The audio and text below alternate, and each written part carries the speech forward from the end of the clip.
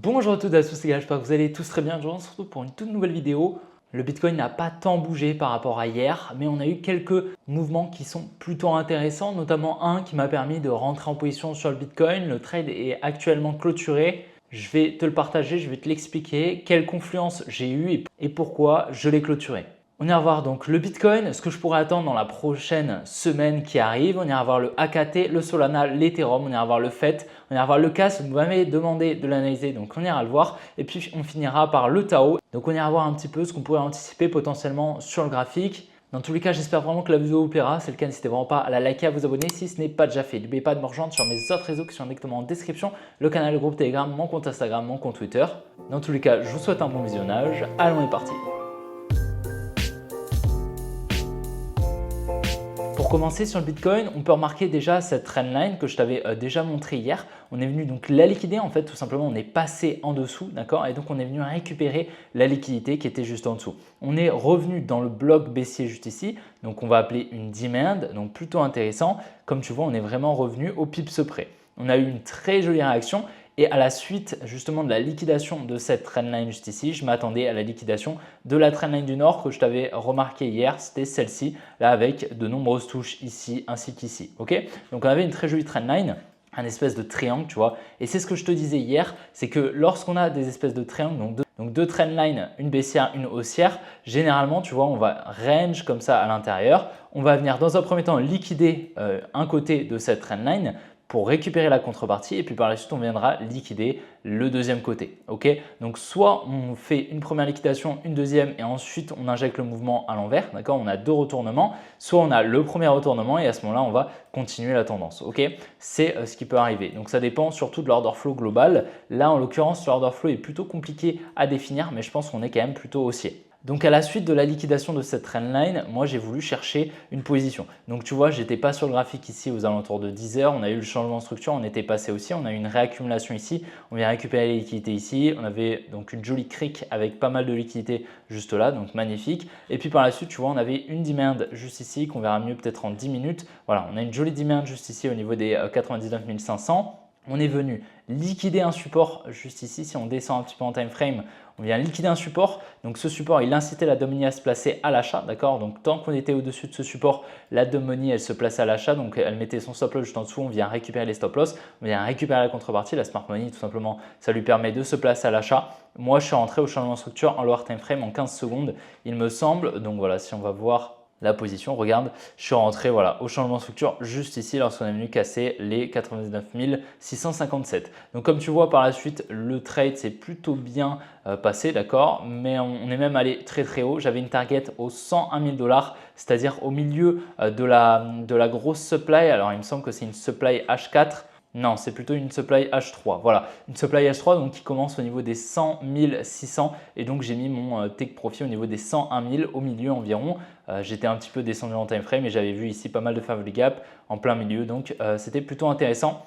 Finalement, malheureusement, tu vois, on n'est pas venu chercher mon TP, on s'est retourné juste avant, mais j'avais sécurisé des gains en trail mon stop loss, c'est-à-dire que en gros, j'ai déplacé mon stop loss qui était à l'origine ici, je l'ai déplacé progressivement donc après ici, puis par la suite, je l'ai mis ici.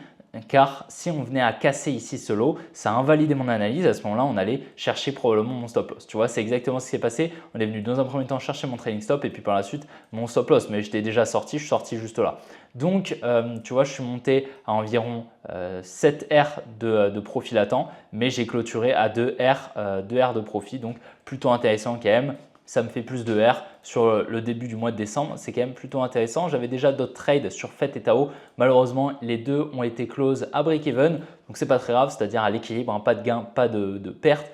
Bien qu'ils étaient allés très très bien en positif, c'est pas très grave. J'ai pas su sécuriser des gains de manière pertinente sur les deux trades sur FET et Tao, mais là sur Bitcoin, j'ai pu. Donc c'est vraiment plutôt intéressant. Ici à présent, ce que je regarde moi, c'est ça ici, cette petite trendline juste ici. Donc je vais te retirer cette trendline qui a été donc liquidée. Comme tu vois, on est venu passer au-dessus. Donc c'était ma confluence haussière, hein, d'accord. Comme tu vois, je suis rentré ici avant qu'on liquide cette trendline. Donc pour moi, c'était assez probable qu'on vienne liquider la trendline que je t'ai montré et qu'on revienne au minimum chercher les highs ici, tu vois, et c'est ce qui s'est passé au niveau des 100 500. Donc, on est venu les chercher et c'était donc ma confluence haussière. Une fois qu'on est venu liquider la trendline, j'avais beaucoup moins de confluence et donc c'est pour ça que j'ai trail, c'était beaucoup plus confluent pour moi. Ici, il faut voir quand même qu'on a cette trendline haussière, tu vois, donc ça ne m'étonnerait pas qu'on vienne la liquider, donc au minimum passer dessous. Mais comme je te l'ai dit juste avant, c'est que dans ce genre de cas-là, on a un triangle en fait qui se met en place. On peut potentiellement venir liquider dans un premier temps le sud, ensuite le nord et ensuite retourner au sud. Et ce qui n'est pas impossible, hein, d'accord, c'est pas du tout impossible, étant donné que je t'avais partagé ici les liquidités qu'on a sous les lows, il serait super intéressant de faire ça, quelque chose comme ça, venir récupérer les lows des 97 et ensuite boum, on repart à la hausse. Et là, à ce moment-là, on va chercher un nouvel ATH. Tu vois, c'est vraiment quelque chose qui peut arriver et qui est assez fréquent d'ailleurs. Hein. On avait vu l'exemple de ce qui s'était passé en septembre, hein, d'accord, c'était globalement la même chose. Mais pour le moment, l'order flow est haussier. Okay, donc pour le moment, je vais anticiper des plus hauts. En tout cas, ça ne m'étonnerait vraiment pas qu'on vienne liquider au moins cette trendline là, qu'on vienne récupérer le low des 99 683 avant potentiellement de repartir. On ne voit pas forcément, tu vois, ce qui aurait été intéressant dans le cas où on va récupérer plus bas, c'est d'avoir une grosse injection d'ordre très rapide. D'accord? Là, comme tu vois, on est quand même plutôt lent, on crée pas mal de liquidités au nord. Donc pour le coup, c'est quand même pas très baissier. Ok? Ce que je vais remarquer également, c'est ça, tu vois, entre ces trois lots juste ici, donc tous ces lots juste ici, là au niveau des 97 500 environ, et ce lot des 98 700, on a une jolie trendline ici qui vient être créée. Donc voilà, pour le moment, honnêtement, le biais est assez flou. Ce n'est pas forcément très pertinent de se placer ici avec beaucoup de liquidité au sud, d'accord? Donc pour le moment, personnellement, je vais rester assez prudent. Je vais regarder un petit peu ce qui pourra se passer dans les prochains jours et quel setup il pourra se dessiner. En tout cas, si on vient récupérer la trendline, ce sera quand même super intéressant pour potentiellement chercher une entrée. Alors sur AKT ici, comme tu vois, on est venu créer deux trendlines. On a liquidé la trendline du sud juste ici, donc plutôt intéressant. On revient dans la demand forte. On a un low protégé qui est juste ici au niveau des 4,342. On vient la liquider juste ici. On vient shift la structure directement. Tac, tac, tac. Et donc à présent, pour moi, on est quand même dans un complexe pullback. C'est-à-dire qu'entre ici ce high et ce low, on peut littéralement continuer à range un petit peu et puis par la suite continuer la hausse. Okay, pour moi, c'est quand même le plus probable. Donc, je vais surveiller un petit peu. On vient ici liquider une trendline. L'order flow reste aussi selon moi sur le AKT tant qu'on ne vient pas casser ici les 4.342 et donc pour le moment l'order flow est haussier. On a quand même eu une petite liquidation ici de cette trendline juste là, de la trendline haussière qui était donc une potentielle confluence haussière. Mais voilà, à surveiller. Mais pour moi, la next target, ça va être quand même les 5 $ ici sur l'AKT. L'order flow est haussier. Alors si on monte un petit peu en time frame quand même, on va voir ici, j'ai l'impression qu'on a une trendline. Ouais, tu vois, on a quand même une trendline. Donc assez compliqué, hein. C'est un petit peu comme sur Bitcoin, le biais est assez flou en fait et je pense que ça ne m'étonnerait pas qu'on ait une liquidation soit du nord, donc peut-être une plus grosse liquidation de la trendline, puis par la suite aller chercher la trendline du sud, soit l'inverse, on va dans un premier temps chercher la trendline du sud qui est juste ici et puis par la suite on va chercher plus haut. Ok, c'est pas impossible. Donc pour le moment, honnêtement, pour se placer, le biais est haussier, mais le timing n'est pas forcément le mieux actuellement. Donc on va attendre d'avoir le bon timing, du moins une grosse confluence pour intervenir sur le marché avec un bon timing et le bon biais. Le biais pour le moment, selon moi, est haussier, mais on verra s'il y a un meilleur timing pour pouvoir intervenir sur le marché en confluence, donc avec le biais. Sur Solana, la trendline dont je t'avais parlé dans la dernière vidéo, hein, cette grosse trendline ici, vient être liquidée ici. Donc, on pourrait potentiellement s'attendre à une accumulation qui pourrait prendre place ici. Donc, voilà, on pourrait attendre un petit range juste ici, la liquidation du support. Et ensuite, boum, on repart à la hausse. On pourrait intervenir à partir du moment où on vient shift la structure. Donc pour le moment, honnêtement, il n'y a pas grand chose à dire. L'order flow reste haussier tant qu'on ne vient pas casser ici ce lot des 212 $. D'accord, c'est le lot dont je te parle déjà depuis un moment. Mais ici, on est très très lent hein, sur le Solana. Ça fait extrêmement longtemps, tu vois. Ça fait quasiment, ça fait presque un mois qu'on est sur les mêmes niveaux sur Solana. Donc pour le moment, honnêtement, il n'y a pas grand chose à dire. On va attendre potentiellement ici une accumulation qui pourrait prendre place sous la trendline. Donc la smart money ici se placerait pour aller chercher des plus hauts potentiellement. Donc on va voir un petit peu ce qui pourrait se passer. L'accumulation qui pourrait prendre place nous servirait de confirmation afin d'intervenir sur le marché. Alors sur l'Ethereum ici, on est revenu dans une demand intéressante. La demand au niveau des 3925 $. Donc plutôt intéressant. On vient liquider ici une trendline. On revient dedans ici. On a une accumulation qui a pris place en lower time frame ici. On vient shift la structure, on est haussier. On a la liquidation d'une trendline ici. Et pour le moment, honnêtement, un peu de liquidité au nord. Tu vois, on a des equal high ici, des equal high ici. Donc pour moi, personnellement, je suis haussier. mais le prix est très lent, pareil. Donc, on pourrait s'attendre potentiellement, tu vois, avec la petite trendline ici, on pourrait s'attendre à une liquidation et ensuite on repart à la hausse. Ce ne serait pas du tout étonnant. Donc, à surveiller, en tout cas à court terme, le biais est haussier et à moyen terme aussi, tu vois, on a vraiment une structure haussière avec un lot protégé qui est juste ici au niveau des 3838 $. Alors comme tu vois sur le fait, juste ici, donc j'avais un trade, une belle entrée, hein, il me semble que je te l'ai montré hier. J'ai été très bien mis en positif, hein, je suis monté à presque 5 R de PNL, mais malheureusement tu vois on avait ici ce gros support, donc je me suis dit il y a des possibilités quand même qu'on vienne simplement liquider, ensuite on repart. Et donc j'ai simplement mis mon stop loss à break-even, c'est-à-dire en léger profit qui me permet largement de payer les frais. Et comme tu vois, on est venu me sortir dans la matinée. Donc pas très grave, je suis sorti à break-even, c'est-à-dire pas de perte, pas de gain. Donc ce trade, on peut le supprimer. En tout cas, l'entrée était vraiment très clean. On a eu une belle injection d'or juste après. Malheureusement, j'aurais dû mettre mon TP potentiellement ici au-dessus du high de l'order flow sans être trop gourmand. Ça aurait été quelque chose d'intéressant. En tout cas, pour ce qui est du fait, pour moi, le timing n'est pas forcément le bon ici pour se placer. Par contre, clairement, l'order flow pour moi est haussier. On a énormément de liquidité, hein, d'accord, donc ça ressemble grandement à une crique. On a beaucoup de liquidité au nord, donc avec tous ces highs qui s'accumulent.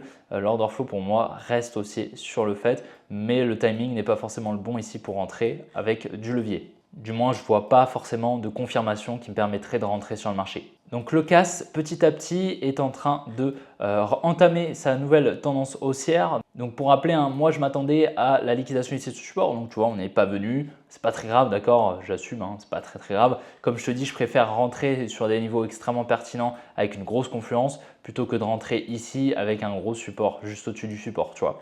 Donc voilà, c'est pas très grave. On avait eu la liquidation quand même de cette trendline qui a donc permis le transfert main forte main faible ici. Et à présent, le biais est clairement haussier, même en moyenne time frame, en 2 jours, hein, en 3 jours, même en weekly. Il me semble que le high, voilà. Le high weekly, il serait ici. Donc, tu vois, on a clairement cassé la structure. On est clairement haussier à présent sur le casse-pas. Et ça ne m'étonnerait pas qu'on vienne protéger ici les lows, les précédents lows au niveau des 15 centimes pour par la suite aller chercher plus haut sur le casse-pas. Ça ne m'étonnerait pas du tout. En tout cas, à court terme, il a été plutôt lent dans ces dernières semaines parce qu'il a réaccumulé. Ici, on voit bien ici une distribution qui a pris place et une accumulation juste là avec le Selling Climax, l'Automatic Rally, le ST, le SOW, le ST et le STNB. Donc plutôt intéressant ici, comme tu vois, on vient bien créer un support juste là avec le Selling Climax et le ST qu'on vient liquider ici avec le STNB. Donc pour moi, je suis clairement haussier à présent sur le casse-pas. Ici, on est probablement en train de réaccumuler le lot à court terme. Je le mettrai juste là au niveau des 0,1722. Plutôt intéressant et pour moi, on est clairement haussier sur le casse-pas. Donc sur le Tao, je vais te montrer ma prise de position que j'ai pris hier. Donc j'étais rentré juste ici sur une accumulation M1 qui a pris place sous la trendline. Donc super intéressant, on est venu shift la structure juste là. Je suis rentré un petit peu tard, mais je suis rentré en fait sur une réaccumulation en lower time frame. Alors je vais essayer de te montrer juste ici. Voilà. Je m'étais mis, il me semble, en 15 secondes, mais là, on voit bien ici la trendline, la liquidation de la trendline. Je suis rentré au changement de structure à court terme. Tu vois, on a une structure mini, une toute petite structure baissière ici. Tac, je suis rentré au changement de structure ici pour entamer des plus hauts. J'ai mis mon stop loss juste ici en dessous de ce low. On a une belle injection d'or juste là. On est venu casser la supply, donc c'était super intéressant. Et donc j'avais, en fait, une fois qu'on est venu casser la supply, j'ai mis mon trailing stop à break-even. Et puis par la suite, en fait, je m'attendais à la liquidation de la trendline. Comme tu vois, on est bien venu la liquider, mais en fait, on est venu me sortir à break-even par la suite. Donc c'est dommage, enfin du moins juste avant. Donc c'est pas très grave. Je pense que j'avais le bon biais, mais pas le bon timing. Ici, je pense qu'on est toujours assez haussier, donc je vais supprimer ça. C'est une trendline qui a été liquidée. Ici, comme tu vois, on a vraiment beaucoup de liquidité, une jolie trendline pareil. Et là, on serait potentiellement ici pareil en train d'accumuler encore une fois, d'accord? Comme tu vois, on a encore cette trendline juste là qui vient être liquidée juste ici. Donc pour le moment, on est haussier, on est venu shift la structure là. Donc je pense, tu vois, au niveau des highs des 696,6 $. Je pense qu'à présent, on peut s'attendre à des plus hauts.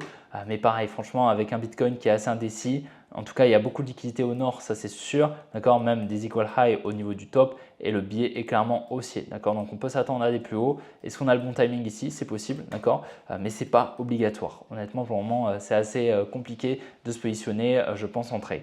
Et donc voilà, j'espère vraiment que la vidéo t'a plu. Si c'est le cas, n'hésite vraiment pas à la liker et à t'abonner si ce n'est pas déjà fait. N'oublie pas de me rejoindre sur mes autres réseaux qui sont directement en description, le canal, le groupe Telegram, mon compte Instagram, mon compte Twitter.